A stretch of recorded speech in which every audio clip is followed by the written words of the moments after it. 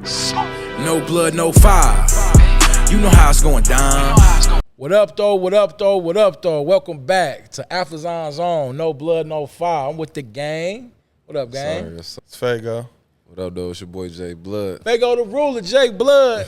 I'm Uncle Smooth, man, and we got a special guest in the building today. Yes, sir. Pierre Brooks II, a.k.a. PJ, a.k.a. Big Buckets. You know what I'm saying? Bully ball. Let's give it up for my dog in here, baby. For sure. Yes, sir. Yes, sir. How you feeling today, bro? I'm feeling good, man. Just got back from workouts. I'm feeling real good, ready to get down to Butler. So That's what's up. How many workouts today, though? four. Four. Yeah, Killing it. yeah, That's four. crazy. Grind mode, bro. That's crazy. Yeah. You doing 4 days. What's up, Jay? You doing 4 days, bro? Them was the days, man. We was on 2 days. So. 2 days. I see JV in there. Jay still active. Jay active. Though. That's why I'm asking him first. Is it 4 days including like runs, or is it just? No, it'll be 4 days like workouts. It depends. Like tomorrow probably be 2 or 3 because I'm working. I got to run tomorrow, but Okay. so it'll be 2 or 3 maybe. But Damn. like 3 or 4 is definitely like the minimum, especially when I come home. So I got making sure like I'm good when I go back Yeah. to school. Yeah, got to stay on point. You got to go hard. So, man, we got a lot to talk about, bro, because you haven't really had a chance to kick it with us. You wasn't really in the city. You was, up at State when we started our stuff. But I seen you in plenty training, in the gym with Blood all the time, but stout, and going hard. Like, is that a part of your DNA, the work ethic? Is that what kind of you attribute to your success? Yeah, ever since a young age, I just had that work ethic. Like especially coming into like middle school, things happened to me where I was going into my 6th grade year with the family, and then the coach who was the coach at the time told me I wasn't good enough. I need to play with the younger group. So I was crying to my dad, tripping. I wanted to quit basketball, all that, and he just told me I had to work. So Yeah, go harder. went to the gym the next day. Just got basically working out. Especially since I carried that work ethic on, because I didn't want to feel like that ever again, because that was probably the lowest point. And I That's was 6th so grade young. going to 7th grade? 5th going to 6th grade. Okay, Yeah, got you. And that was probably the lowest point, especially in my life at that time. Right. So I was like, I don't want to feel like that again. And like as soon as I got older, like I start surpassing these guys that were supposedly better than me. Yeah. And that's how I wanted to do it, because my work ethic like got me to that point. So. Okay. So that's a staple in your game, your character, everything else.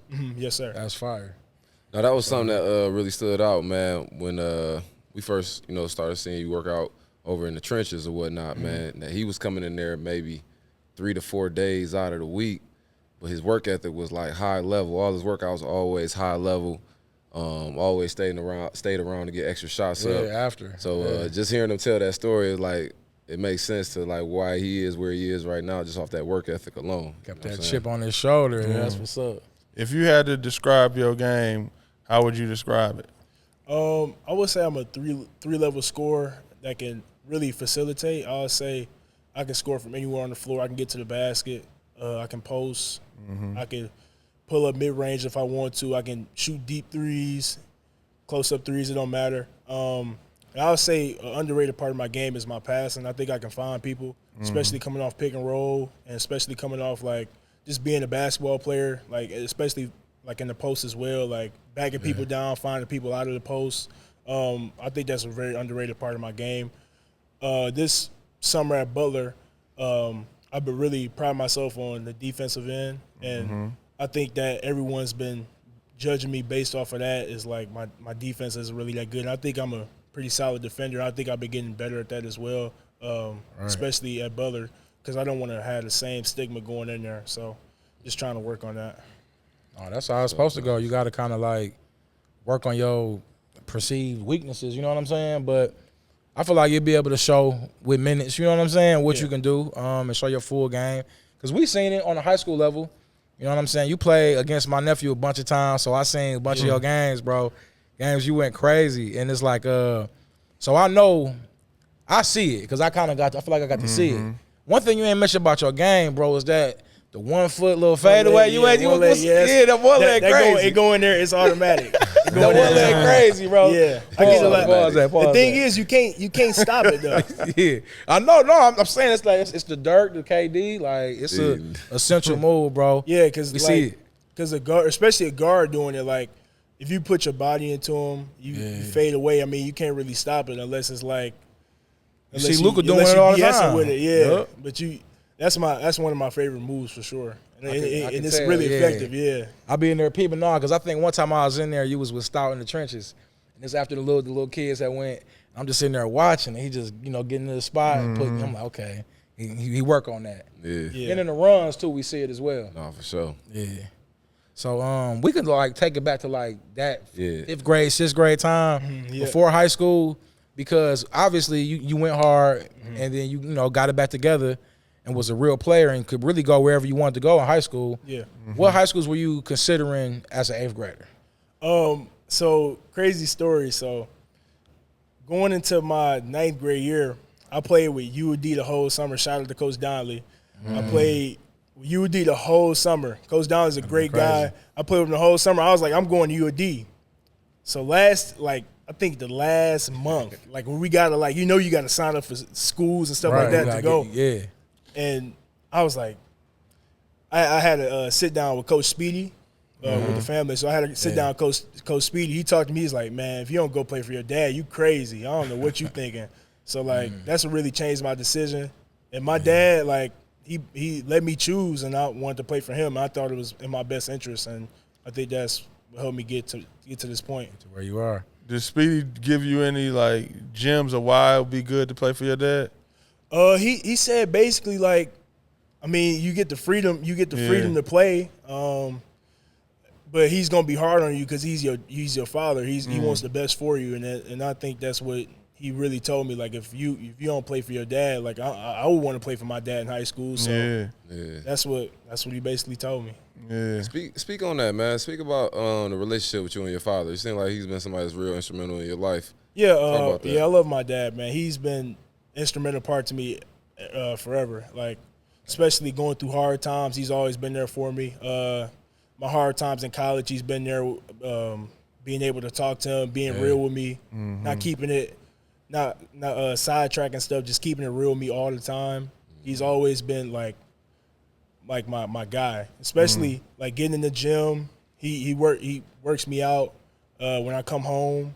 He does all the drills and stuff. Yeah, he does stuff with his players too over the summer. He's good in the community. He's a great guy.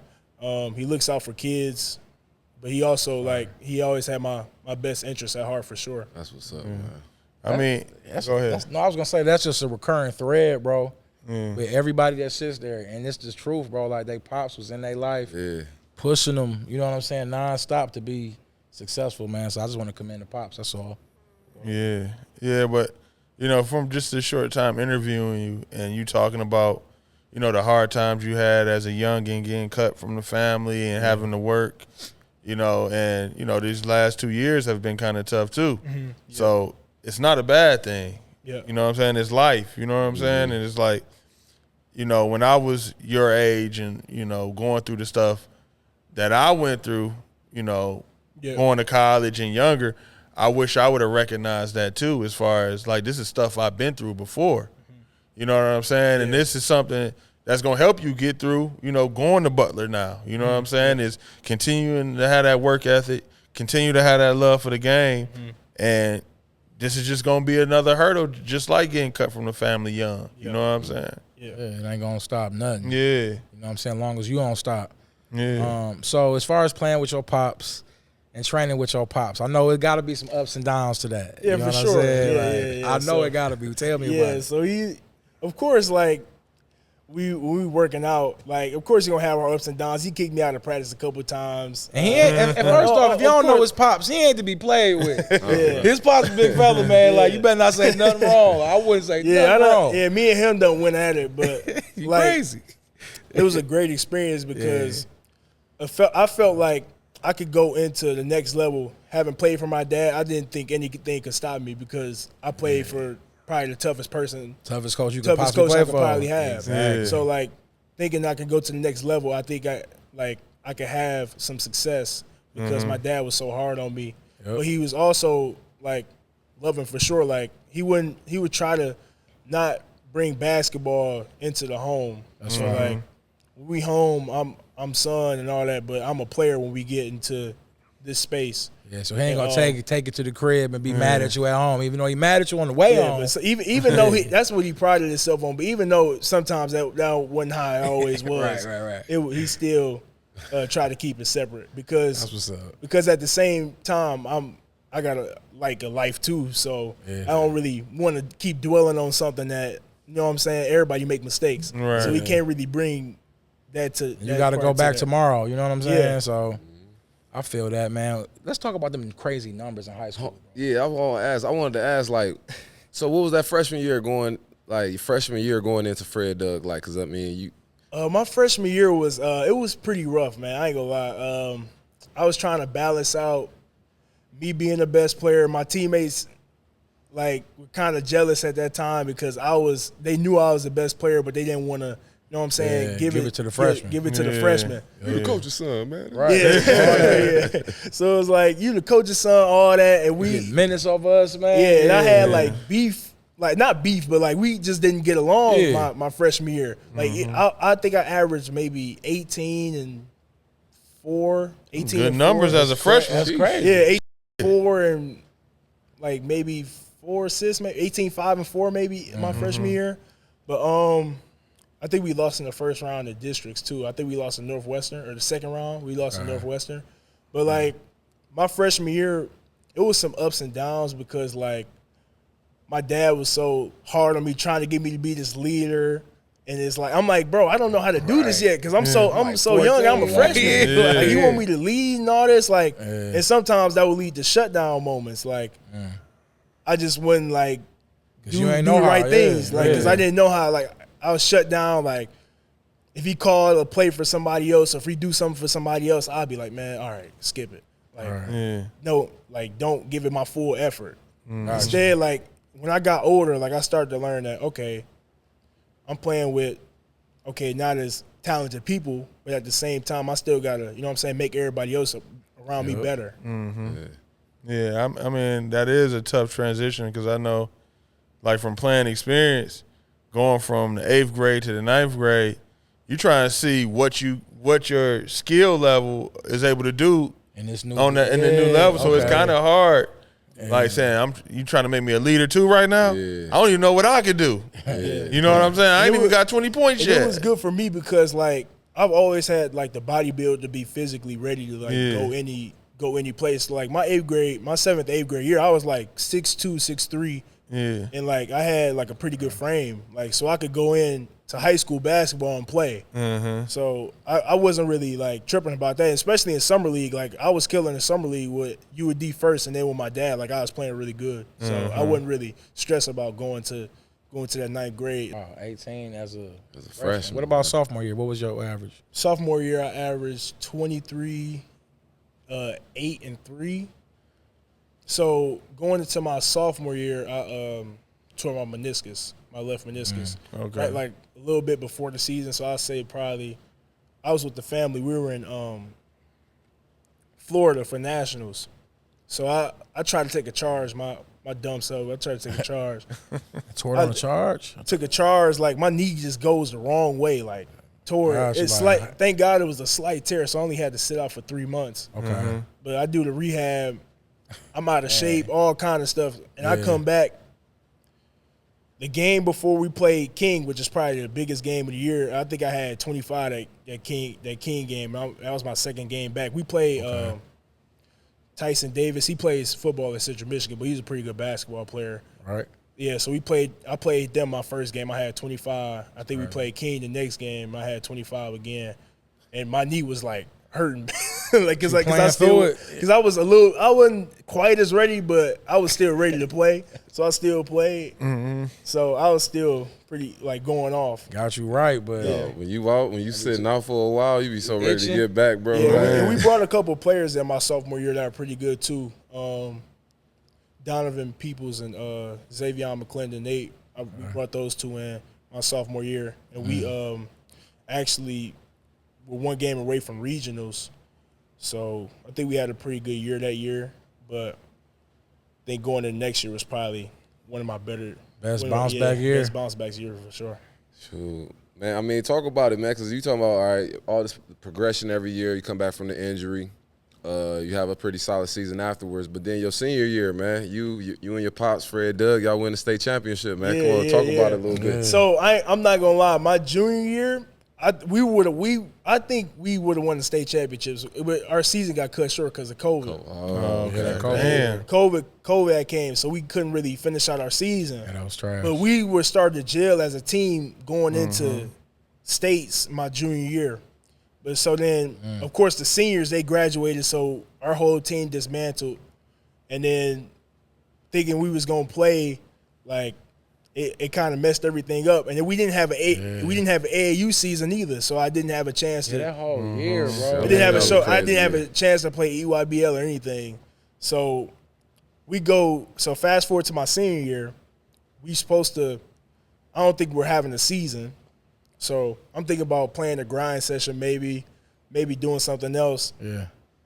2 weeks, like. Yeah, he was wearing masks right, and 2 all weeks. that. They like, man, yo, we playing. So I got 2 weeks to get. Got 2 weeks. We don't have no time. Like we got to start putting in stuff. And then it's crazy too. Yeah, and then we had 2 people on our team that didn't really want to play. Like 2 people on our state championship team that were seniors. They weren't gonna play basketball. So my pops literally had to come and get them to play. I remember that. Y'all was light for real. Exactly. Yeah. And it was a pretty good year. I averaged 33, 10, and 5. That number is crazy. Yeah. But that's something I didn't think about because I remember that COVID year. Yeah. And for a lot of those guys not to have that summer but going into their senior year, I know that was a big summer for me. You know what I'm saying? Yeah, because you playing the best competition. You playing 17U, so it's like you get to play 17U. We didn't know if we was gonna make Peace Jam. We could have played EYBL. You know, it really hurt. Yeah, and you get to know yourself as that year. I feel like you get to know yourself as a player the best. Yeah, you know what I'm saying? Like that 17, around that 17 age. You know what I'm saying? Like. So not to have that and then just go into the season, like where was your mind at? Like my mom, well, of course I was still like training, like because gyms weren't open, so I'm still doing stuff on outdoor courts, running hills, like a couple private runs too. I feel like during that COVID time, we still had to. Yeah, we still had to runs too. It was off the record. Yeah, we still had to. Private runs too. Yeah. So I would run hills, do stuff outside to keep myself in shape and keep our team together because we didn't know we was gonna have a season. So we had team workouts outside. Okay. To prepare for the season, and when we played pretty good. I think we only had 5 losses. And we went, like Jay said, we went all the way to the championship. Yeah, man. It was a pretty emotional moment because all the stuff I went through in high school and all the stuff I went through with my teammates. Like that whole season was tough. Like playing with Maz, bro, that sucks, bro. Like, I was gonna ask about the Maz. Playing with Maz sucks, bro. Like, I couldn't breathe. Pull your mask up. Pull your mask up. Pull your mask down. Like you can't breathe with that on. That's what I'm saying. Like. And like I grew up with those guys, like because I used to go to my dad's school. He was the coach like before I got there. Okay. So I used to go over there. So I knew everyone since like 7th or 8th grade, and like just to win a championship with my friends and my guys was actually pretty emotional for me. And winning one with my dad, winning one with my dad too was emotional too for sure. Man, at what point did you know in the season, like when did you know, like, man, damn, we got a chance? Like the way we playing right now, look like we got a chance to make a run. I knew.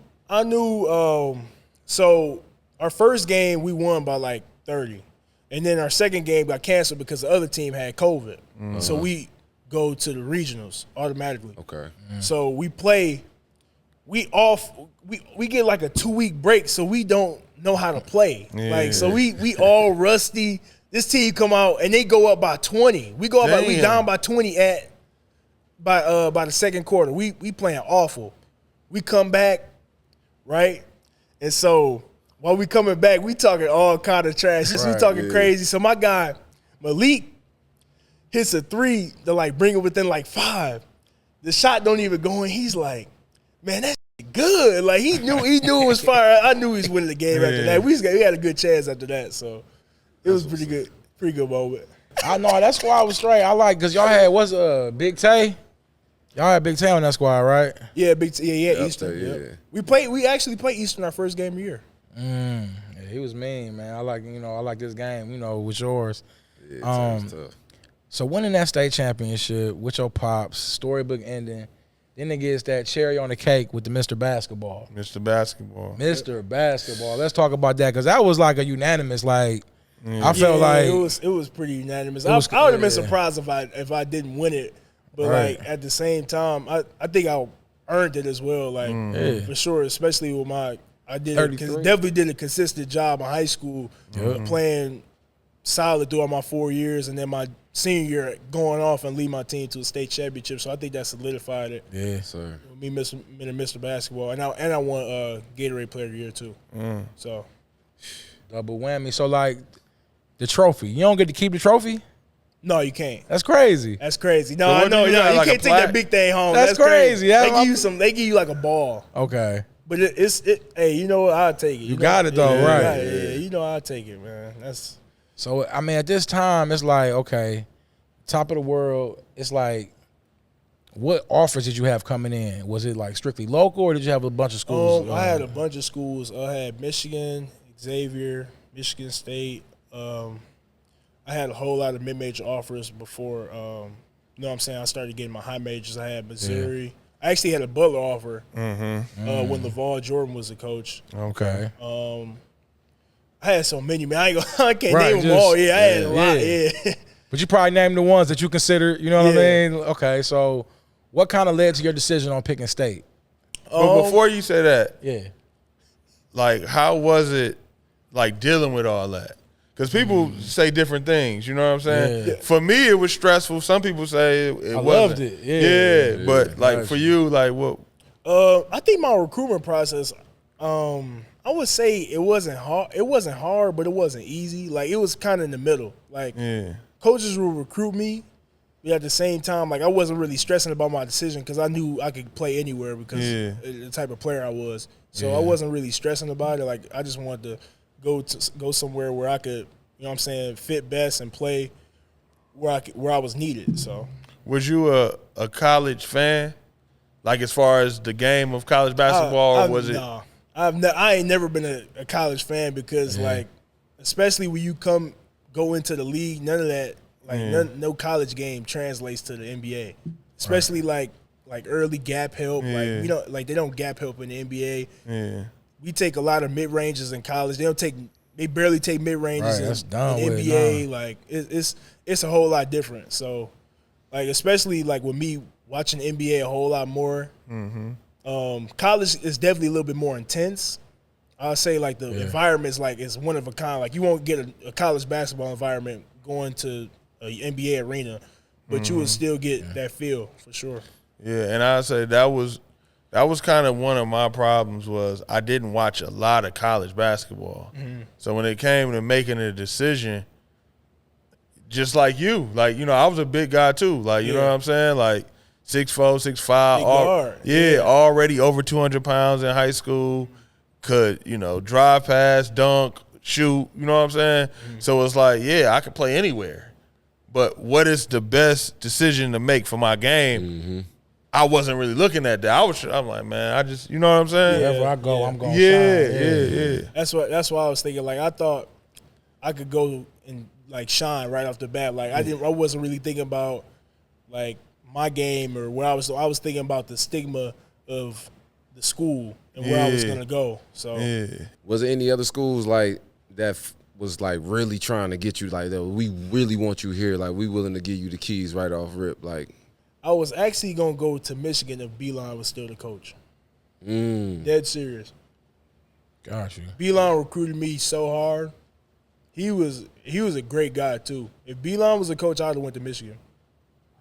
Easily. I heard a few players say Beeline was like. Beeline was, bro, cool. Beeline was he was a cool guy. What stood out about Beeline, man? He was just like, he's a player, like he was a player's coach, like, and you could see it, like, if you could go, you could go with him. Like, and you see how like Jordan Poole flourished in his system. Like, he let Jordan Poole do anything he basically wanted as long as he played defense. Yeah. So I think that was like the main like, trendsetter for me. Yeah. And the type of person he was, like he was a great guy. Like, honestly, every time I came up to him, like he asked how my family was, how are you?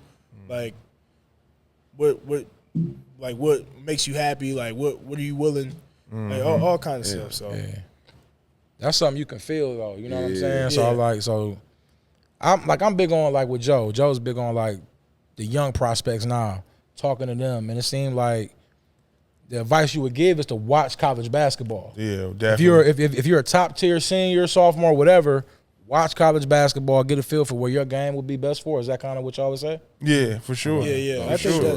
I think that's a key factor. You got to see where you fit in at, like, because I think going into certain schools, like certain players don't fit that, and then they transfer. Yeah. So it's like you got to go somewhere where you can fit, where you know the coach is gonna let you play, and you know their system, and you watch them play. Like, who does this? Who does that? What are the plays? What do they run? Right. Like, you gotta really dig down into that, and who's there, who's not. Like, that can really affect your minutes. If you come in as a freshman, you got a junior, you might not play till you a junior. So it's like if you want to play while you a freshman, you got to look and see what's available. The right spot. So you got to look and see if these programs had success with players like you before. Okay. You know what I'm saying? Because sometimes I think we be stuck in like just one way of thinking is, you know, the hard way is the right way. You know what I'm saying? And sometimes a coach just never coached a player like you and don't understand it. You feel me? So it's about finding that right system that knows how to utilize your talent if you were being sought after like that. You know what I'm saying? Yeah. And the player can always change the coach's like mind. Like, if you're doing everything that he wants you to do, but you want to do what you want to do too, you got to do what he wants first. And then when you do what he want, then he gonna let you do what you want. Get You got to play the game. You got to play the game. Okay. I like that, and I know it's levels to it. Yeah. Every player ain't got it like that. You know what I'm saying? That it's some places you got to go and accept your role and wait till your junior year to play. Yeah. But certain players that have abilities, I feel like y'all talking about, you need to pick and choose the best spot. So with that said, your first year at State, I'm sure it was, you know, feeling good going there, playing for the home squad for real. And what was that whole season like? You know, the ups and downs you went through that year. It was kind of like taking it in as a freshman, because Gabe was a starting senior. I think he made a big All Big Ten team or some third team All Big Ten. I think so.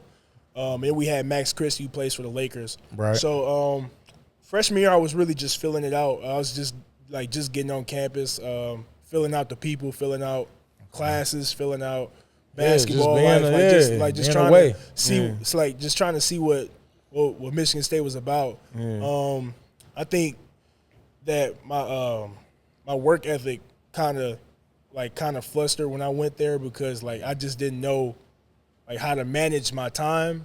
Especially, I think that's a big key for like freshmen going in. You got to like manage your time correctly, because you can't do one thing and do another thing. You got to have one main focus, and that's got to be on what you're there for, is basketball. That's got to be your main focus. And if it's not, then you're going to struggle, especially at a prestigious university like Michigan State. So, what was the biggest adjustment coming from Mr. Basketball to going into Big Ten basketball with Tom Izzo and making that adjustment? Like, what was the biggest adjustment for you? The biggest adjustment for me was, I would say, the strictness of it. I would say, like, me being a guy always having the ball in my hands, you have to learn how to play off the ball, because you got AJ Hogarth, you got Tyson Walker, you got playmakers who can do multiple things on the basketball court, and they can find you. So, like, you got to learn how to move without the basketball. You got to learn how to catch and shoot, especially corners, roll-ups. You got to learn. You got to be a catch and shooter. And also I learned that you got to be in great shape as well to get up and down the floor. Big Ten athletes are great athletes, so you got to be able to get up and down the floor, play defense at a high level, and like just be out there. You got to like make shots, shots. Be a defensive anchor. Be in great shape. So that's a lot, man. You know what I'm saying? Yeah. And I know your work ethic is kind of what got you there. So at what point did it click, and did you get it back together where you was able to, you know, get the shit back on the right track? My sophomore summer was going into my Oh yeah, we ain't summer. even speaking about that. Yeah, my going into my sophomore summer, I was in the gym every day, locked in, going in there like I just wanted to prove all the doubts that people had on me wrong. So I was training heavy just to try to get certain aspects of my game right. So when I got down there, it wasn't no regrets, wasn't no thinking that I wasn't gonna play any of that. So I just wanted to prove people wrong, and I think I had a great summer. I went down there, I practiced well. You had with my teammates. You had an amazing summer. You had an amazing summer because Moneyball Pro-Am, you played in the Moneyball Pro-Am that summer. You averaged 40. Not a couple games you had for. You averaged 40. You know what I'm saying? Yeah, that's 40, one of the most respected Pro-Ams in the state during the summertime. So you big on that 40. You like 40, so 40, 40, anywhere. you know what I'm saying? So 40. that along with the work ethic we know, and you stand in the gym, we seeing you in the gym, I'm thinking like, oh, this about to be, I'm excited to see the sophomore season that's about to come up at East Lansing, you know what I'm saying? Yeah. So can you get into that, like what your expectations Best shape of your life. Best shape, you know what I mean? Best, Like, what's your just focus and ready. Yeah, I was locked in. Yeah, when I went to the Moneyball Pro-Am, I was like, okay, I'm playing these first couple games. Okay, I had 40 the first game. Okay, next game I have like 45. Okay, I'm like, I could keep doing this for the rest of the Pro-Am. Like, so I just came to the realization, like, I'm gonna just keep coming out here and scoring 40, putting on the show for the fans that came out, and like showing what I was like working on in the summer. Like, I think that was what the Pro-Am was for, because everything that you do in the Pro-Am, you definitely not gonna do in a college game. Right. So you wanted to showcase all that before it got to prime time college season. So I was just trying to get all my shots out the way, get all my empty the clip right quick. Empty the clip, get all that out the way before I went back to campus. So. But it also builds your confidence though as well, because knowing that you can get this off and you seeing how easy it is for you to score and how consistently you doing it, it builds your confidence. And to talk about it, some people don't recover from that. You know what I'm saying? As far as having a tough freshman year, you're not getting playing time. It's the first time in your life you're not getting playing time or having the ball in your hands. And for you to, go back and get back in the gym and re-get that mind frame to kill. You know what I'm saying? Yeah, because I've been doing it for so long. Like, I don't think you just lose that, like your killer mentality that you've had throughout your life. I mean, like, especially going into that Moneyball Pro-Am, I was like, man, if I can keep doing this, I'm gonna keep doing it.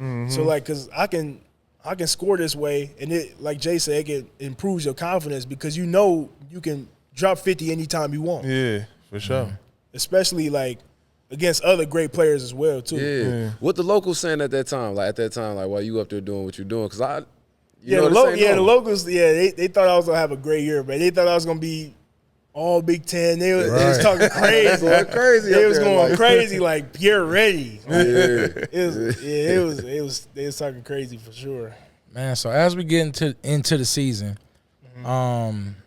it's not like the minutes weren't there. But when you did get minutes, I believe some tournament, I can't think of what it was, but you back to back. So in the beginning, I played a lot of minutes. I had 14 points against NAU. Yeah, that's what it was. And then I think the game after that we played, I don't think was it Villanova? I don't think it was Villanova. But I think I had a pretty good game against Villanova too. And then Malik and Jaden, they both got hurt. So I was the starter going into the PK 80. Right. So I was a starting forward, and we play Alabama my first game as a starter with Brandon Miller. Yeah. Brandon Miller, you had Javon Cornely. Squad, they had a tough squad. I think I played a pretty solid game. I think I had 5 points and 9 rebounds. Most rebounds I really had to be. Yeah, I was bored for sure that game. And then my next game I had 15 against Oregon. But I went 3 for 11 from 3, which is not good. Let's just say that's a very low percentage. Right. Especially in college basketball, you take 11 threes, you at least got to make 5 or 4. Yeah. So going into the last game, so my coaches were probably on me being more efficient, especially going into that next game because it was the last game we had against Portland. So I had 15 again, but I ended up going 4 for 4 from 3. I think 4 for 5 from the field. Yeah. So super efficient. You know what I'm saying? Which is efficient. So they couldn't really get on to me about that because I was efficient from the floor and we won the game. So that was pretty exciting for sure. Understand. So how did you manage that as far as like the inconsistency in minutes? You know what I mean? And I know you've dealt with it.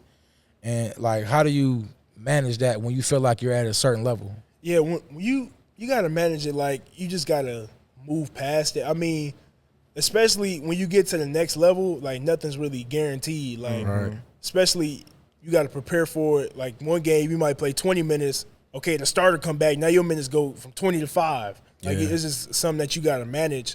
So I was trying to manage it the best way I could. I was trying to stay happy in practice and try to stay upbeat for my teammates throughout that season so I could, you know what I'm saying, get through it. Yeah. And I think that's what got me through it, was staying positive, staying motivated to be there for my team and try to at least finish the season out on a good note. So focus on the big picture.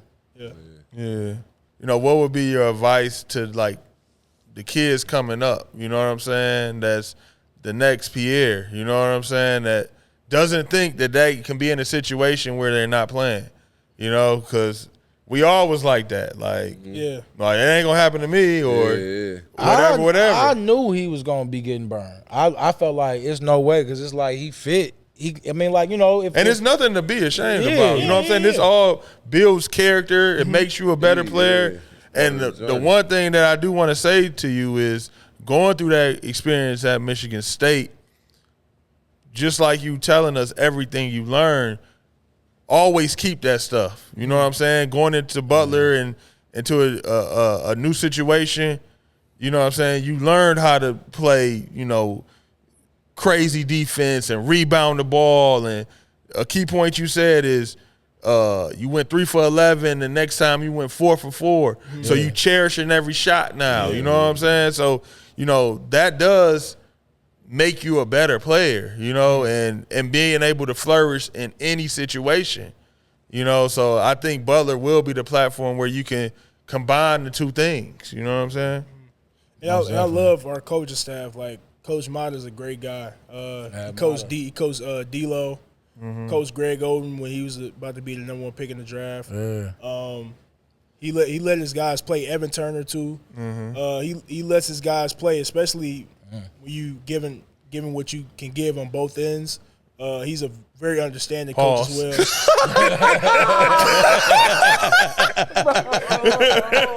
Hey, yo. Hey, yo, bitch, cut that off for me. I'm like, wow. Wow.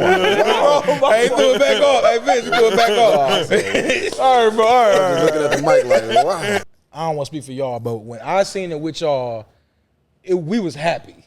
Oh, about Butler. Yeah, no, for sure. We was excited. We were like, oh yes, this is it. I was just as happy as y'all. Okay. Okay, I was happy too. Yeah, okay. I think I found a place where I fit and I know that I can help these guys win. And a place where I can showcase my game. I think Butler's the place for that, and a great conference too. We playing against UConn, we playing against Marquette, we playing against tough schools, and UConn just won a championship. So I think that's a great platform to showcase who you are as a player, bro. Just the world gonna see who you are as a person as well. You know what I'm saying? Because when you were going through that at Michigan State, you know what I'm saying, we on Athlazon now, we had different media.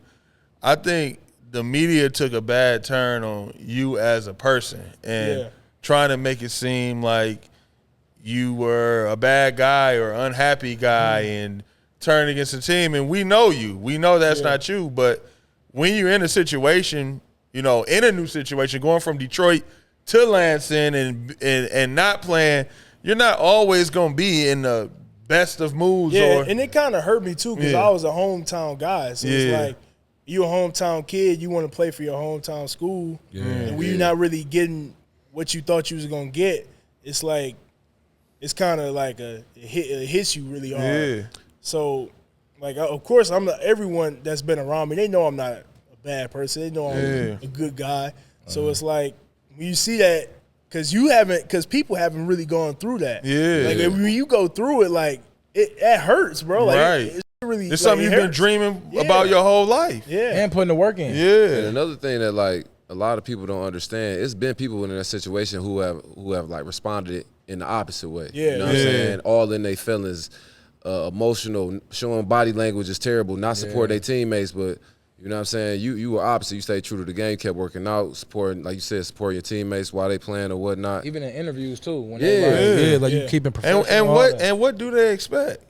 You know what I'm saying? Like, them interviews. I'm not playing. I watched it and you was like, I can see you biting your tongue. Like, I was trying to hold back tears in the interviews, man. I'm like, bro, like, what do y'all want to talk to me for? Like, I'm not playing.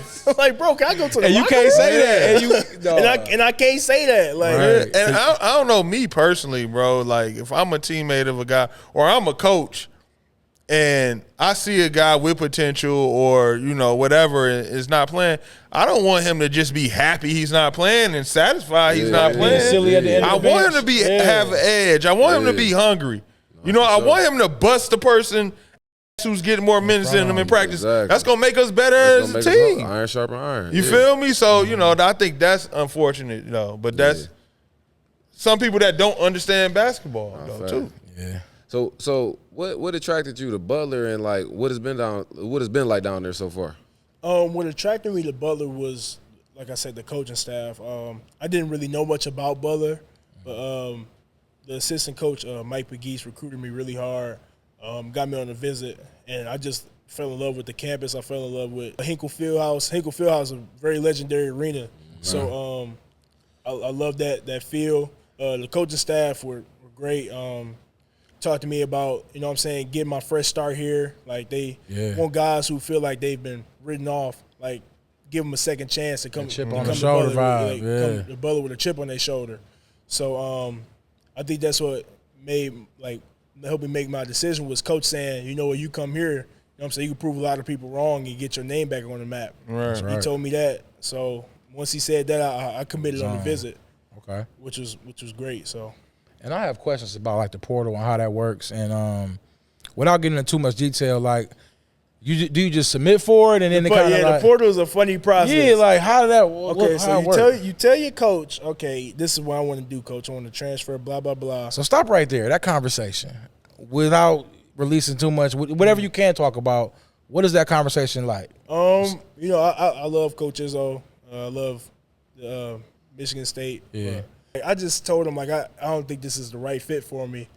Yeah. And he could kind of tell, like, especially over the course of the year, like, he knew that he felt it. Like, he knew, like, that I was going to do that. So he didn't really have a problem with it. Any time, like, I respect Coach for this because anytime, like, anyone needs to talk to him or come to him about something that he disagrees with, he's here for it. He'll listen to you. He'll, like, give you some feedback.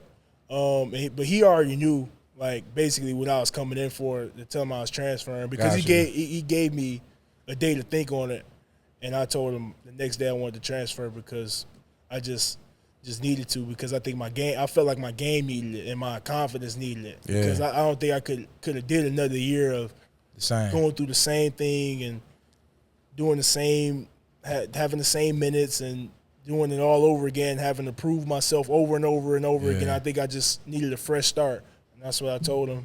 And he understood. That. He understood completely, and I respect him for that. So how the transfer portal works is you talk to your coach, boom, bop, you talk to him, you go to compliance, or of course we got a compliance building at Michigan State. Right. So you go over to the compliance building. You tell the people that you want to transfer. You hear the transfer. So you watch a video, like a 10-minute. I had to watch a 10-minute video. Some people don't watch the video, but they made me. I heard about the video. It made people watch like a 10-minute video. I heard about this video. Like you got to get your grades right. You got to keep your grades right before you go to school. You got to do everything right before you go to school. The coaches don't have to give you access to the gym, and I respect Coach for this too. He can actually let me use the gym while I was in the portal, so I respect Coach for that as well. Okay. But like other guys, I think Hunter Dickinson couldn't use the gym when he left Michigan. He couldn't use the gym. So like Coach, I respect him for that. Like you could use the gym when you enter the portal. So that was love, right? So you watch the video, they give you a card, and then you in the portal. Literally, right when I got in the portal, while I'm watching the video, like 2 minutes into the video, coaches are calling. Like literally, coaches are calling you. Like yo, because somebody tweets something. Your don't profile, no. Your profile is already on NCAA. Okay. So the coaches are probably scrolling on it. They probably doing whatever they scrolling on refresh. it, looking. So once you refresh it, probably I don't know what they do, but like once you enter the portal, all the coaches everywhere can see that you in the portal now. Okay. And literally on my walk down from the compliance room, I probably got like 5 or 6 calls from coaches, and I didn't even leave the building yet. Got you.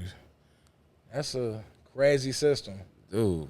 but I think it's beneficial to what's happening. I think it's beneficial for sure. I think that like having a second chance to prove yourself is great because sometimes it might not always work out.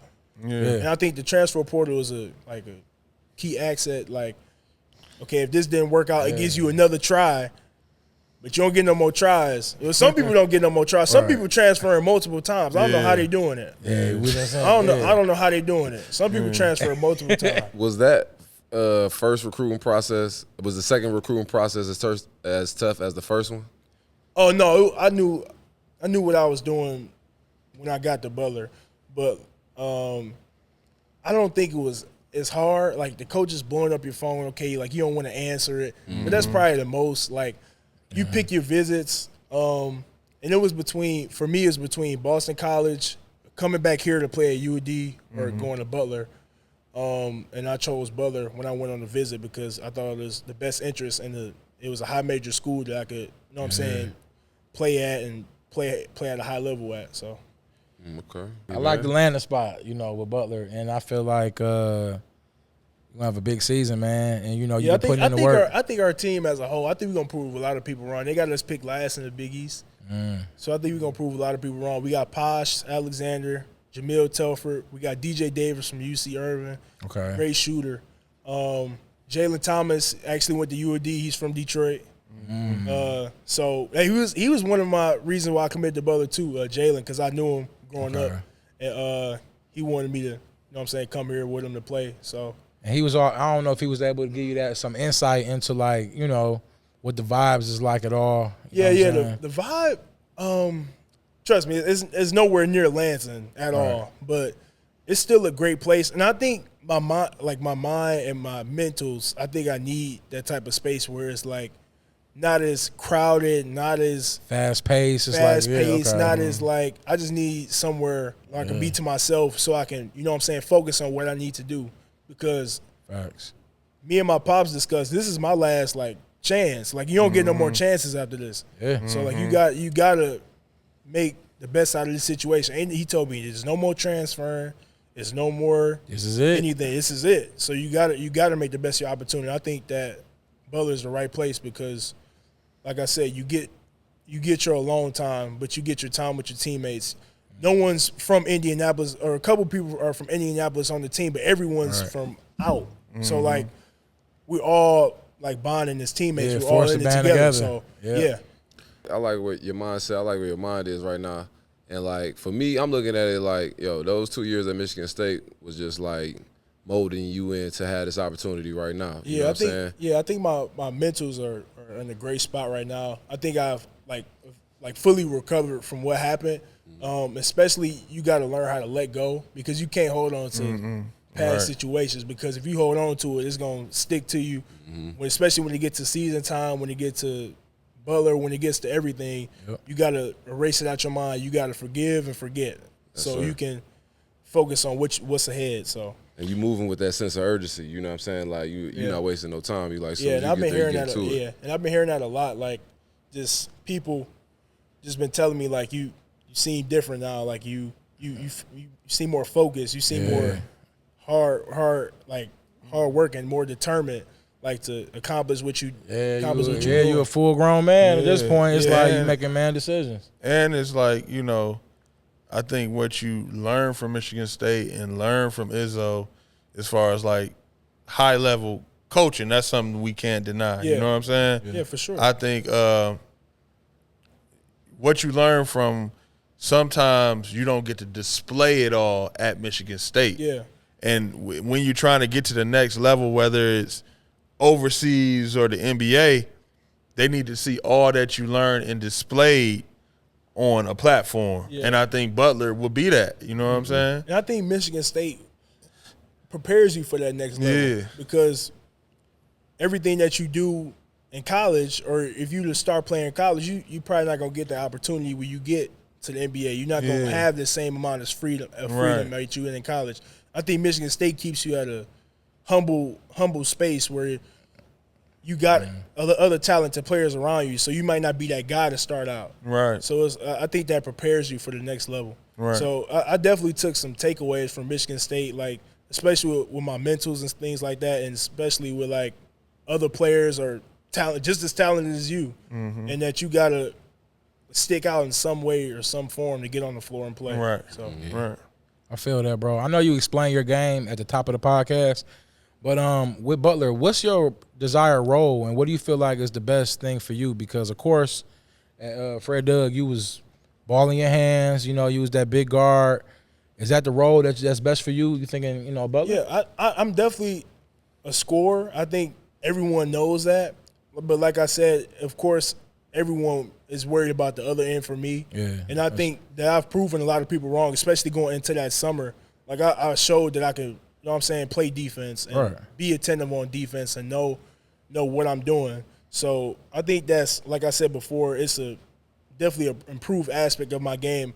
I've been working on it at the pro runs and things like that, trying to work on my defense against these pros now. So when I go back to college, it's and like coaches love a motivated nature. Defender, bro. Like, you know what I'm saying? Somebody would they think I can't D up on some mic tip back in the day. Like, I'm a D up. But like, okay, so being like a two guard type of vibe, but with the rock in your hands, is that the vibes for you? I think I played a 3 and a 4, okay, some 2. I think that like 1 to 4 is my range. Of course, it's my range to play at. Like, but coach lets us play with freedom. Like 1 through 4, like 1 through 3 or 4. Like me, Paz, Ja, guards. You get it, you go. Like nice, okay. You get it, you go. It's a freedom based offense, and like we just brought in a head coach from the Maine Celtics. His name is Alex Barlow, and like all pro sets, all pro mindsets. Like he don't want us taking tough twos. Like we taking all threes and layups. Unless it's like late shot clock, you want a midi, you can get it. Do what you gotta do. You do what you gotta do. Yeah. Or if it's you want a 2-for-1, okay, then we get a midi. But it's like when you get to a certain level, like anyone can get a tough midi. Like you can hit, you can hit a 1-leg fadeaway midi or a. But it's still 2 points. Close up, you know what I'm saying? Post up J. It's still 2 points. Yep. You rather get a layup, a close end layup or a 3. They rather us take a deep 3 than a tough 2, which is where the game is headed, and the analytics back it up. And that's music to your ears, because I seen you shooting a deep 3 in high school, for real. Yeah. All right, we got rapid fire. Quick questions for you, all right? Greatest NBA player of all time. LeBron James. Greatest WNBA player of all time. Candace Parker. Favorite NBA team of all time. My favorite? Yep. Mavericks. We gotta talk Okay. about that. All right. Toughest high school opponent. I say King. You said King? King High School. Okay. King, yeah. Space Jam 11s or Cool Gray 11s? Definitely gotta go Cool Gray. Cool Gray. Cool Gray 11s. KG or Tim Duncan? Tim Duncan. First to win a championship, Pistons, Tigers, Lions, or Red Wings? Lions. Let's go. Lions. Let's go, baby. It's our year. Lions. It's our year, baby. Yes, Don't play sir. with me. Don't play I got. with me. Hey, I'm telling you, 11-6 or 12-5 in a championship. I'm telling you right now. This year? Hey, Pierre called it. I don't know. Whoa. Hold on. I don't know about this year. Hold on. You might this you year. might give it a second. This year? I don't know. They going 12-5. But they going to the championship. They going to the Super Bowl. They might go to the third. They might get to the third. If they get to the second round. Hey, but we talk about the Lions. Yeah, though. if they get to the second, We talking about the Lions. it might get a bye in the playoffs. You feel me? I don't know. Let me chill. All right, My let's bad, see. my bad. No. So NBA Jam 2v2. Devin Booker and Brandon Ingram versus Anthony Edwards and Bobo. Who you got? Bobo's a cheat code. So you going Edwards and Bobo? Bobo's The youngest know, man. The youngest know, cheat bro. code. Easy. He different. All right. Top 3 favorite hoop shoes. Right now are LeBron 20s. Okay. Right, are they the 20s? The new ones? The low tops. I don't know. Yeah, the low tops. Yeah, Yeah, them, 20s. to me, those are his best shoe ever. Them LeBron 20s. Oh, they the most. They the 20s. I think so. They the low most tops is comfortable yeah. shoes that he's had. They light too. That LeBron's. he little- be at yeah, clunkers, yeah, bro. yeah. Yeah. those are light. You got So me on the LeBron tripod. 20s. Ooh. I would say the KD. What is the latest one? 16, I want to say, or 15. 15. KD 15, because the 16 just came out. Yeah, 15. Yeah. So the Okay, KD 15s. 15s. I Got ain't one try, more. I ain't tried And I would them do either. the Kyrie, the last Kyries the Nike Kyries that he had. Okay. I would do those. I don't know which number. Them was kind of clunky though. When they looking a little bit, the ones No, like, no, no. I Kyrie, think, oh, right his shoes before that. always is bomb, dog. But don't you know the ones that came out right when he was leaving? Yeah, I'm with you Actually, on that hold one. on. Them was the- I need to the switch ones it right up. So before. I would take those Kyries. I'd actually put those Ja Morants in there. Oh, the Jaws? The new Okay, Jaws? Yeah, Them feel Ja good? Morants. Yeah. Okay. I like the way Okay, those I like feel. that. So you like the lows and the mids? Yeah. Okay. We old as Gotta hell. keep We it- ain't gotta tried keep it none of Nike. these shoes. All right, so if you were starting a franchise, who you start with? Giannis or Embiid? And B can shoot. Give me Embiid. Embiid, okay. What shot you prefer? One leg post fade or the long distance 3? Long 3. Now. Got it. Yeah, now.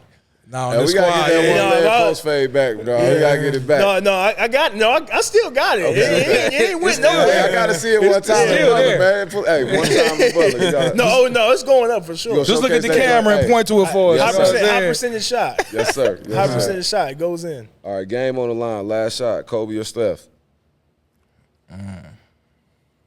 Kobe missed a lot of shots, but I don't trust Steph. I'm taking Kobe. I don't trust Steph. You don't trust Steph with the last shot? No. I feel real comfortable with Steph taking that last shot. Steph. I ain't gonna lie to you. It's been a lot of games where Steph ain't came in clutch. And when he was in the finals last year, or the year before last. Yeah. He was clutch, but the years before that, he ain't really been that clutch in the finals. If you really watch, They was guarding them 5-on-1. that ain't my fault. Oh, yeah. Still last shot. Oh, you said Steph went clutch in the last finals? No, he was. No, I said he was. Yeah, No, no, about he to get was. into it. Look at Yeah, you. I was like, damn, like, About to word. break- No, his last finals, he was tripping. No, I ain't got crazy. nothing to say to Steph about that. Yeah, he was Finals MVP too. Damn, so the last one was MJ or LeBron, but He picked he Brian. picking You Bron. already said. I'm not. I like to make Bron. a case for Bron. He has the most points ever, right? It's probably not gonna be touched ever again, probably, unless it's I don't know. Okay. It's not gonna be touched. Then you got. Still playing too. He's still playing at a very high level, averaging almost 38 and 9, maybe. I think that's his numbers, right? 38 and 8, maybe. Some I don't crazy. even remember Who you last year. think, Kareem and LeBron, who you think it was easier for to score their points? You think it was easier for I mean, LeBron or Kareem? Kareem, the first, maybe say 10 years of his career, he's playing like shorts dudes.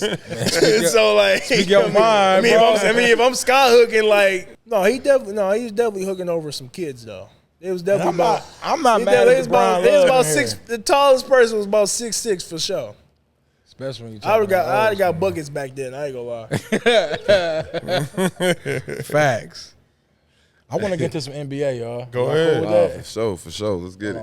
Let's Yeah. get to the pod. That's what you go. He No, very- because very- he came in talking that talk. Yeah, he very opinionated. Yeah, he came in talking that talk. You got a future in this, bro. You know what I'm saying? Definitely got a future. So, okay. What's big in the Podcast be NBA? the other one.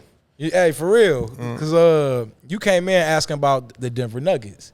You said, do we think they can, Denver, Back to low-key, back. they might win it again. They might. is that your early take? They have the best player in the league, Jokic. Who was the best player? Nikola Jokic, by far, and it's not even close. Nowhere close. I love Was you that. saying that Tell me before? why. Oh, was you saying that before the championship? No. Like the okay. start of the year. Okay. No, like when you really sit down and watch, like you can't guard him. Right. He also is an amazing passer. Facts. He's an amazing passer. Like he averages almost a triple-double. True. And he gets you 30 a night. What are y'all takes? One leg fade is crazy too. That one leg. No, that's crazy. He make that one leg that. fade. Well, I hate that fade. That It's one leg fade go in. Especially when you're rooting for somebody else. Like, oh my God, fade away from the three. What are y'all takes, man? Best player in the league? I don't think it's Giannis. I think Remember it's when Giannis was he's saying- outright though. Like I don't think it's Giannis no more. I know, but remember when Giannis was talking about if you win that year, then you're the best player in the league type of vibe? Yeah. I'm closer to that, but it's like I still recognize like KD, players of that nature that just is crazy. I still recognize what Embiid did to him right before they went to the offs. And then Embiid. No. I will say this: every Embiid time there. Embiid and Jokic play, Embiid wins that matchup every time.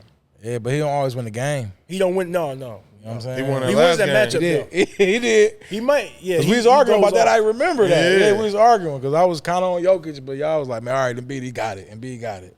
I'm done. I gotta see. Embiid got to show me, dog. It's man. After that playoff performance. What can he do, man? We see what James is doing right now. Yeah, That was my next topic. But no. We about to But get into James. I thought James in the playoffs, he got them 2 wins. I wanted Embiid to get them 1 win, bro. I felt like we didn't see that in the playoffs, like where Embiid like Took over. and got that James dominant. took over, but they'd have been better off doing it together. And I feel like it just ain't gonna work. Well, it's a wrap Tyrese now, Maxey for was sure. really love keeping Tyrese him in Maxey, it. He bro. was really he keeping was him. too. I love Tyrese Maxey. He's one of my favorite young players in the league for sure. I don't think the Nuggets are gonna go back to back.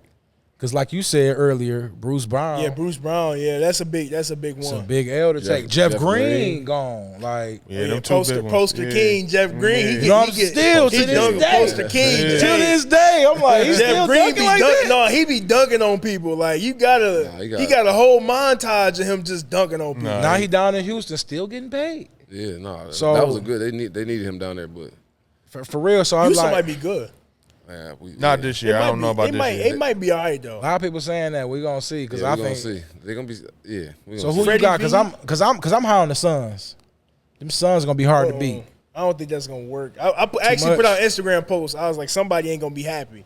Either it's Bradley Beal or it's Devin Booker or it's Kevin Durant. Ain't all Them three three gonna of be them not happy. gonna be Thon happy. gonna be mad.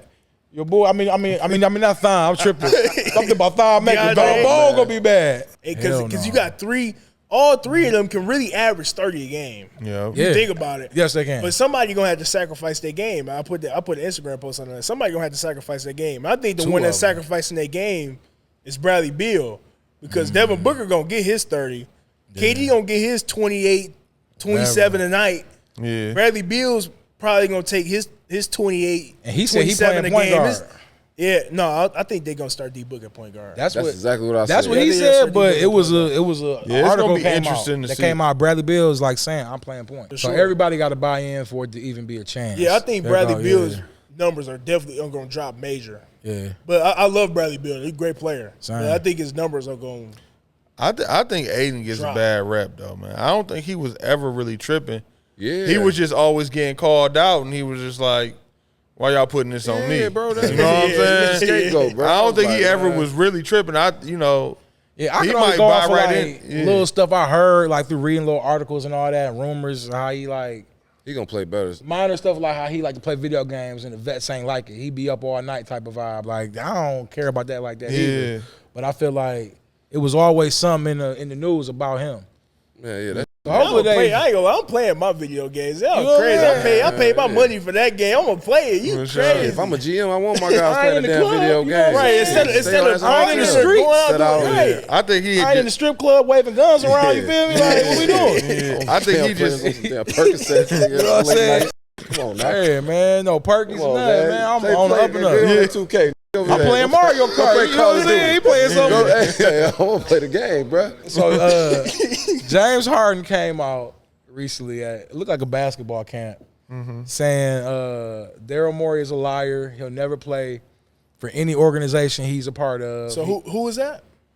That's the GM. The GM of the Sixers? Yeah, of the Sixers. Oh, Who so was his GM in Who was in his Houston GM too? in Houston too? So he went from Houston. So he basically followed James Harden to Houston. Now he with the 76ers. No, wait, no. James He Harden followed he him. didn't follow him. James followed him. Or James followed him. Because James went to Brooklyn. Yep. Then he got the job at the Sixers. Then James came. So, to, but where is James Harden gonna go though? Like he still got a contract. Under contract. He wants to go to the Clippers. Yeah. Maybe somewhere He LA. just said he's not gonna play for his team, but he's going to play for his team. I mean, I don't know what he was. He trying to force a trade. Yeah, he's trying to get his way out What he there. did last week, him saying that and where he said it at, where he said it in He said China. in front of a whole bunch of kids, right? But yeah, he was in China, but they hate Daryl Morey in China for, you know what I'm saying, some All of his the fans, comments. bro. Oh, that's so a good read, James Harden Jay. knew what he was doing, bro. Like, that was crazy. So it's about to get ugly, bro. I don't know where James Harden going to end up and what's the next The move. thing is, if they do it right, bro, that's a championship team, really. If you got Tyrese Maxey, you got Joel Embiid, you got PJ Tucker, who's a pretty good defender. Pat Bev. And you got Pat Bev there. They gritty. And James Harden, that's a pretty good team. I thought they could have won it last year if they weren't tripping. But it's what type of James you getting. Yeah, exactly. He make it down there the most. So if they flip Tobias him, Harris do make a lot of money. Yeah, too. he do. You got to think about it. It's like it's either the ball in either James Harden hand or Embiid hand. And when it's not in their He in hand, the Maxey corner. got the rock. He just sitting in the corner. Like, that's all he doing now is just sitting in the corner. He don't really have too many isolations. Because when Tobias Harris was on the Pistons, he was the best He was player, turned. so he always had the ball. And then when he got traded, still it's got a more little off the love. ball now. Yeah, but Send Tobias Harris somewhere to like San Antonio right now with Wemby and all of them. Like, I think he could pick a bunch of spots that he do good at. you know what I'm saying? Like, he Yeah. a good role player, but you just It come down to James Harden. If James Harden want to win a championship with the pieces around him, he could. I think. Absolutely. You know what I'm saying? Absolutely. Or it should but be he no don't wanna excuses. be there. So what's your thoughts? Like, you think James tripping? I wanted to see what Blood thought about that. No, I mean, I didn't think he was tripping, honestly, because one, I remember when he got out of the contract in favor for the Sixers to give them some more flexibility. Mm-hmm. And Probably did a little handshake deal type of yeah, vibe. like, yo, like, you know how this game is, man. Hey, look, James, you do this for us, we'll get you that extension next summer, blah, blah, blah. And I think that's what he was told. You know what I'm saying? I think he was told something to that nature. So That's definitely what they said. So I can understand, like, his stance right now, like, being that he at this point of his career and he want that extension, like, and he took that pay cut, it was like, yo, if I was told I was going to get an extension, He I want did my take a extension, pay you cut know so what they I'm could get. He Yep. took a pay so they cut so could they get could get PJ other Tucker players. and Yeah. what's the dude from Houston, bro? It's another wing. One of those wings that they got over there, bro. House, I think. Darcy, Yeah, it was House. So PJ Tucker and House. So that's why he took the pay cut. But yeah, I mean, but at the same You time, say he's a just liar. play devil's advocate, bro. Like, damn, like, it's like, yo, you want to move again? You know what I'm saying? Like, and the this team your third is set team. up, This bro. your third team within the last 2 years, I think. You know what I'm saying? Yeah. So I just laying it all out on the table. He was Daryl Morey was the GM when James got his first chance and he got that max. Yep. You know what I'm saying? I don't know how much he got paid in Houston, but it was a lot. Yep. Then he went to Brooklyn, and then he came to the 76ers. To call him out like that I'm kind of on both sides. You know what I'm saying? Because if you was lied to, you feel where he coming yeah, from. But yeah, it's like, do you do that though? Like, you know, like, because I don't like because in the history of the game, the players always had to take it on the chin. Pause. yeah. Pause. That was crazy. You on point? You on point to that? Yeah, You on point? That was yeah, quick. He was quick. He was quick with the pause. Yeah. But like, you know what I'm saying? So the players always had to take the heat of of the fans and the public not knowing what's really going on behind the scenes. Yeah. That's wrong, and you looking like the guy that, you know, what they say, you need to be playing for the love of the game or whatever, whatever. So it's like I stand on both sides because it's like, it ain't a smart business decision what he's doing because it's like other GMs are watching you, bro. Yeah, You know what I'm no, saying? if I'm James, I would have never came out and said that. Like, I mean, no matter how frustrated you are, I feel like you kind of just gotta play the game and just keep quiet. You know what I'm saying? In order to get to where you eventually want to go. But I think that comment might. That was heavy, bro. And where he said it. Yeah. Where he said it was crazy. I really think it's gonna. I forgot all about that. I didn't know he was in China. You know what I'm saying? All that yeah. drama with the China and the comments where he made. In front of a whole bunch that of was a people. good decision. Kids. It was like, bro, Darren He had Moore the is a whole liar. He had the whole China behind him, man. Like, Yeah, bro. It was like, it was looking like Verizon commercial. Like his contract, bro, says that he can't. Like, if he don't go to training camp, bro, like they don't got to trade him anywhere. Yeah. So like this about to be real. It's about to be ugly, Locker room bro. about to be crazy. and that messed it up. I feel like that messed up your chances super early to be contending for a ring because they set up. You know what I mean? To have Ain't nobody. Philly run. ain't trading Embiid though. Better not. Nah. Better not. Philly definitely not trading Embiid. He's staying there his whole career, maybe. I would. How many more years he got on his contract though? Yeah, I can't like tell you. three or four because he he literally getting just signed he getting that another joint not too long 5. ago. Yeah. You getting Yeah, that they super not max let- they not on letting the him next go. go. That super max. It's a bunch of players. So what do you do if you Philly? If you got James Harden forcing a trade, then you got Embiid, who's want to be viewed as the best player in the league, with everybody talking about Joker. if I'm the As owner, he said, Hey, you know what I'm saying? if I'm the owner, do I get rid of Morey? I don't know what. No, I'm not. I'm saying what. What do you do if you're Philly? If I'm Yeah. Philly, I get rid of Morey. Almost definitely. I thought Damn. Smooth. I'm with you on that one because when Elton Brand was running, I felt like they had Jimmy Butler. I thought they was in better situations to win. But when Morey came over, you know what I mean? I felt like that wasn't even necessary. I felt like you just let Elton Brand continue to cook up. It's like they was trying to get James Harden before. Yeah. So y'all believe if there was another GM, if they got rid of Morey and there was another GM, James would happily come back to Philly and win a championship? No. I don't know that. I don't think. Because that's what you would have to. James so unpredictable. You're right. I don't know that. Asking. It's been a lot of drama with D Wade versus Paul Pierce, and just on comparing each other game, who better. Paul Pierce went on It Is What It Is, said some comments in regards to D Wade, like I know I'm better, all this, that, and the third. And D Wade had some comments that I rocked with. You know what I'm saying? And I'm gonna just read what he was saying. Like, no, I remember he was like, rent is expensive, and I'm living rent free. You know what I'm saying? That was one. And he said, I didn't play the game to be better than Paul Pierce. So I just wanted to. That was a major shot. He taking like some nice little Terrence Crawford jabs. You know what I'm saying? So what's y'all thoughts on the whole debate? And I want to big up D Wade for getting that Hall of Fame too. You know what I'm saying? Big up D Wade. I don't know, man. I never thought like. Whenever I was doing a comparison, I never thought of like Paul Pierce and D Wade. Like it was like an actual comparison. Like D Wade, bro. Like some of the shit he did early, man. Like that was unheard of. Like that performance in the finals in 06 was. Like, to me, that's like one of the greatest performances in the finals. You know what I mean? That was him by him. It wasn't like he was. Yeah, but he has him and Shaq, right? Yeah, but he wasn't Robin. He was Batman. Yeah, you know no, what he I'm was saying? that one, dog. He was that one for sure. And Paul Pierce, like, bro, I like Paul. I've been liking Paul Pierce since I was in high school. I thought he was like, even when the Celtics was trash. He's my favorite player. Him and Walker, bro. Like, I get a lot of player comparisons like with Paul Pierce. Paul Pierce? Similar. Similar, bro. The youngins don't respect Paul Pierce like they should. Yeah. Because they seen him at the tail end of his Bro, career. They didn't. Paul Pierce was my favorite player for like 3 years. Yeah, he was cold. So, like, I most definitely give Paul Pierce his respect.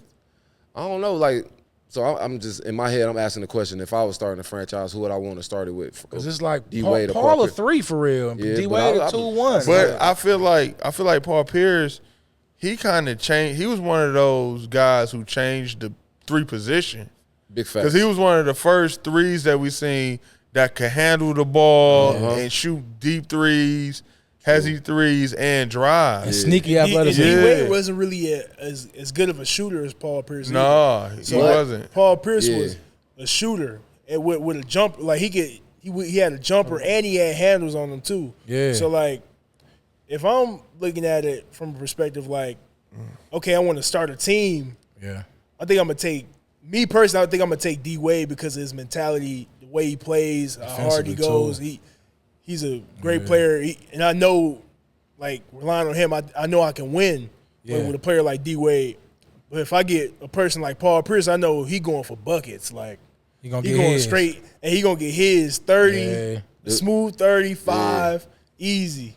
I think it's just hard to compare the two. It's hard, bro. Because Paul Pierce's best years, he wasn't really competing for like a championship. Facts. Yeah. So you don't really get to see his winning mentality. With D Wade, it was like he came in, Pat Riley, Shaq early. You know what he on that stage. You feel me? Because, I mean, like, Paul Pierce, bro, like, if you go back to, like, when we was in high school, bro, like. Numbers. And who he was going to battle with in the playoff series, bro, he was going to war with some legends, dog, like, and holding his own. But it was just, you know, the East was the East back then, but then you can't take that away from D-Wade because he did beat LeBron at one time, you know what I'm saying? And they went at it a couple times. So but that's like when they was, 8, 9, they about 10 years in at that. More than that. Yeah, facts. Yeah. Craziest thing I seen Paul Pierce do was he talking to my man when he game him like he talking to him crazy. That's gamed. That's that young Paul Pierce. He was one of the first ones doing it. You wasn't seeing side steps until Paul Pierce. No, facts. And his bounce was low key sneaky, bro. Sneaky bounce. He dunked on some people too. A lot of people. So I got a lot of love for Paul Pierce, and I'm like this with it. But it's just like, imagine if Paul Pierce played in today's game.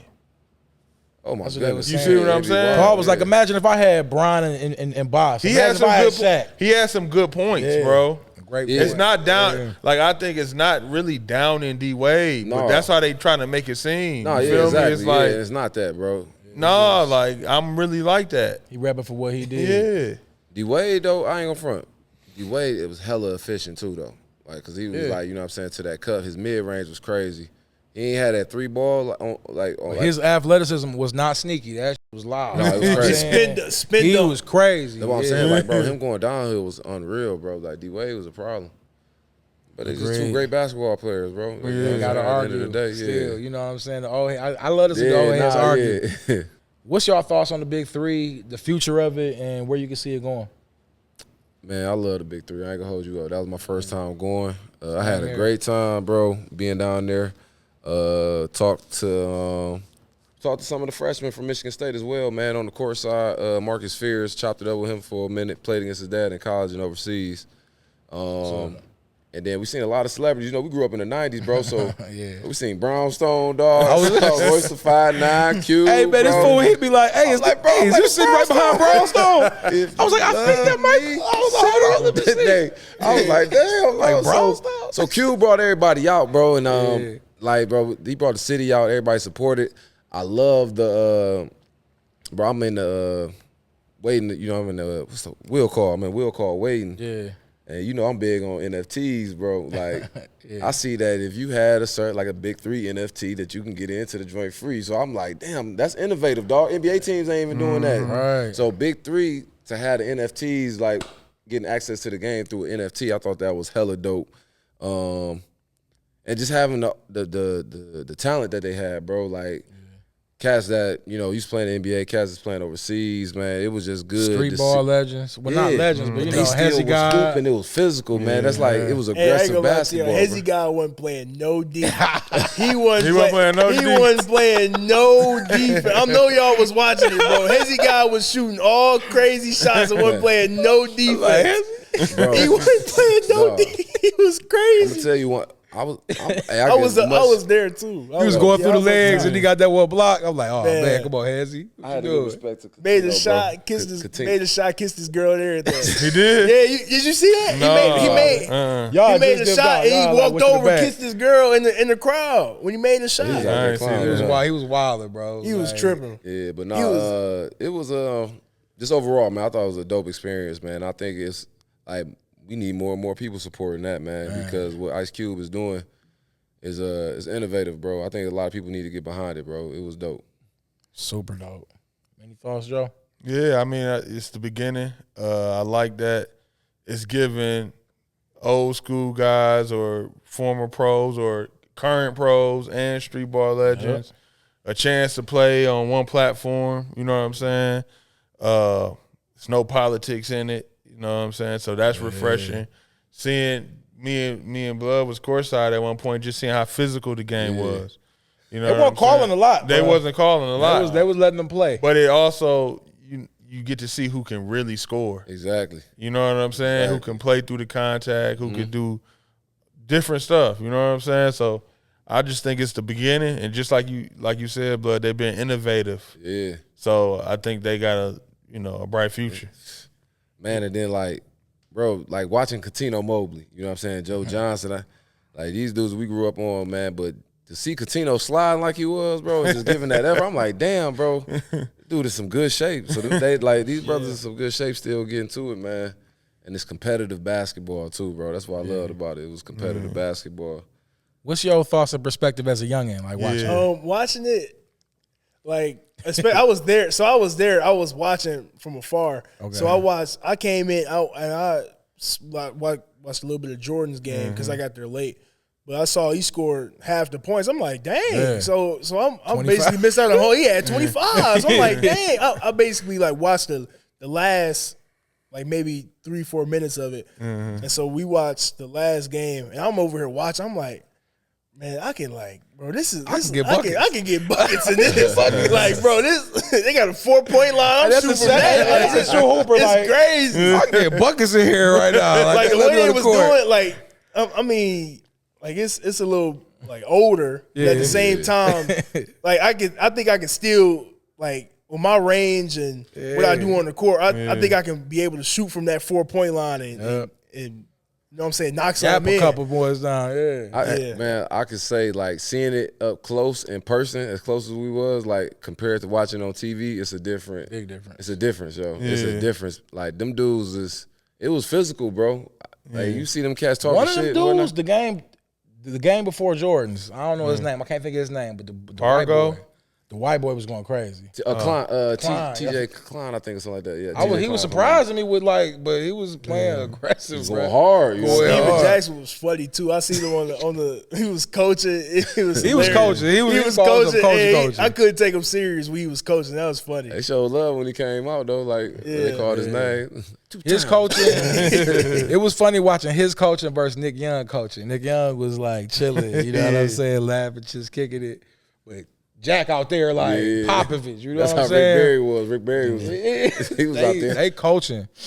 No, that's that's dope. Just hearing P talk about it too, having a perspective, a youngin looking at it. Indeed. You giving you more options because I think the big three is not always. They get paid pretty good now, but that pay gonna go up. So I think it's dope that it's more than just one league that we watching. No, for sure. Like y'all said, it's a great option, especially for players that's older who had it time in the NBA. They can, you know what I'm saying, still play and make money, or guys that are younger and don't really have a shot at the NBA or a chance at the NBA can play too, or guys coming from all over the place, street ball guys and it's all of that in one. And then you get some of that street ball feel where it's it's 3-on-3. It's not 5 people out there, so you're getting your own space. You get your own. You get your own one-on-one. Yeah. And the thing that was fire was they had a one-on-one break. It was crazy. You get a one-on-one break. When the fire get to going. No, that's you get a one-on-one break. They call the foul. You get to challenge it. Yeah. If you challenge the foul, then it's one-on-one. You got to earn it. You got to earn the foul. That's the dopest part. That's fire. Yeah. Hey, Jordan held his own, dog. Yeah. Hey, Jordan held his own, dog. He was moving you ain't scoring over here. I was like, man. Hey, and one thing you said, bro, he was like, yo, them unlimited dribbles, bro, because you know how it is. Just try to drop that one-on-one unlimited dribble. I'm like, bro. Damn, they got to change that. They got to change it 3 or 4 dribbles. Because if you get unlimited dribble, and it's 14 seconds too, I think. Yeah, you get so many dribbles in 14 seconds. That's crazy, bro. I'm not you about can to bounce it out. You can, you know what I'm saying? You don't got nothing. You can go back out. Hit him again. You might hit him with something 3 times. Then you might get a crazy shot go in. You're like, dang, bro, I didn't play defense. Crazy. 15 seconds. No, and then then they got to take it out. You got to check again. That's hard. And I seen him tired after that one-on-one because Big Dog was trying to body him, but no, he ain't go for that. And the team Hezzy guy was on, they only had 4 players because my man, he was another coach, the bald head guy with the head. Oh he really a player, but he was just coaching, he wasn't playing. So they really had 4 players. That's how Nick Young team. Yeah, that's how Nick Young team. Hey, Peasy had a dope performance too. Yeah, for sure. Peasy had a dope performance. Peasy did his thing out there. He walked right by me in the tunnel. word? And matter of fact, like right when Glenn Rice Jr. got ejected, this fool came by and grinned me, bro. Like, you know what I'm saying? Even with the ice grill. Glenn Rice Jr. It's like he's bad as hell. And then Peasy walked by. I'm like, oh, where I'm at right now? It's lit. So yeah, I rocked with it, man. And I feel like it's a lot to come with that. Yeah. I do want to see some type of old school 5-on-5 though. Am I the only one that's on that? Nah, I think it's cool. Besides, You think it's cool where it's at? Yeah, I think it's cool. I think It's cool. Too many one-on-one dribbles. That's probably it. Okay. I think where it's at though, because it's basically it look like a street ball league, which is fire, and you got pros in it, and when it's drawing attention. So ISO Joe is always one of my favorites, even from back in the day. So ISO Joe I like it was good seeing him in person. ISO Joe changed his body too. Like He crazy he now. he on that yoga. He on that yoga. He Yeah. changed his whole body. He looked so. He so got a much couple different years. now. I mean, he went to the Celtics for a second. That's what I'm saying about what Coutinho, happened. bro. Like Coutinho older than Just Joe. imagine a regimen every day. They probably eating the cleanest they ever ate. bro. Yoga. All that. Joe Like doing the that hot focus, yoga, bro. though, like Yeah. sweating everything. Like, he got it all on his Instagram. Like he cut. Bro, Coutinho Right. still be getting the shots up like he playing for the Rockets, bro. He's still Man, in there. he's still in that same yeah, bro. Like they're working out, bro. I'm like, damn. Yeah. Yo, 2 years up at State. I know you watching, tapping in a little bit. You know what I'm saying, on the page. Who you impressed with? Who we sleeping on? You know what I'm saying? Give me a couple players that you rocking with. Of course, you guys, Darius and Trey are the two I've been watching, of course. Yeah. But I think the person that's really slept on is I think what's his name? Amene. Uchenna Uchenna. Amene. Yeah, Uchenna. he cold. He cold, bro. I seen the game where he dropped 49, easy baskets. That game, he was looking like Isaiah Thomas. I didn't want to say it at first because Yeah. it was too early. He was looking like Isaiah Thomas, bro, because he kind of like bow-legged, short, and he got that. I don't know. He's looking like Isaiah, bro. Yeah, But I might be tripping. You saw Uchenna Amene. He gonna have a big year this year, I think. yeah. I do too. Yeah. Yeah, I agree. I think we all agree on that one. Oh yeah, and the guy from Davidson as well, Greg Lawson. Greg Lawson. Yeah, I think he's. We just interviewed We ain't sleeping on him. Yeah, we just interviewed. We hip. Yeah. I think I'm talking about like rankings wise. I think he definitely should be higher. Yeah. Well, right now, he 3. He 3 in the state. I'm talking about like. Oh, I'm talking about like Athlazon. My bad. national, They said he had a yeah, good. yeah. They said he had a good summer this year too. Yeah, You know, so. But he getting the right offers though too. Yeah. So yeah. Just gotta make that's all that decision. matters.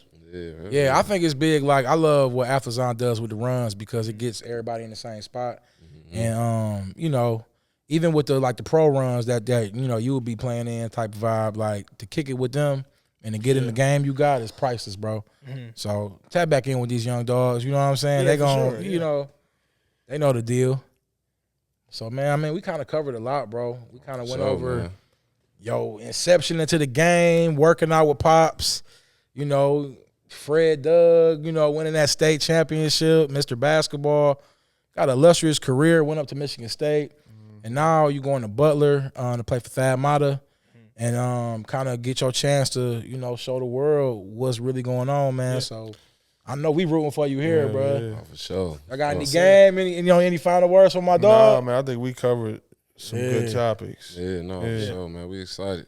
You got any final words, man? Because you got a future in broadcasting, bro. Nah, I don't know about all that. Nah, I just want to say I'm looking forward to having a great year. Looking forward to everybody supporting. We turned up. So let's get it. Let's Let's get get it. it, man. He said it best. Let's get it, man. Thank you for tuning in once again to No Blood, No Foul. We up out of here. Out. Peace. Show you wonder where the crime. Show you wonder where the crime. No blood, no fire. Hey, count the baby in the fire. Hey, blood is thicker than water. Well, I'm a splash brother. My jumper is aqua. They pass me the rock at the end of the quarter. Cause I am a bucket, step back from the corner.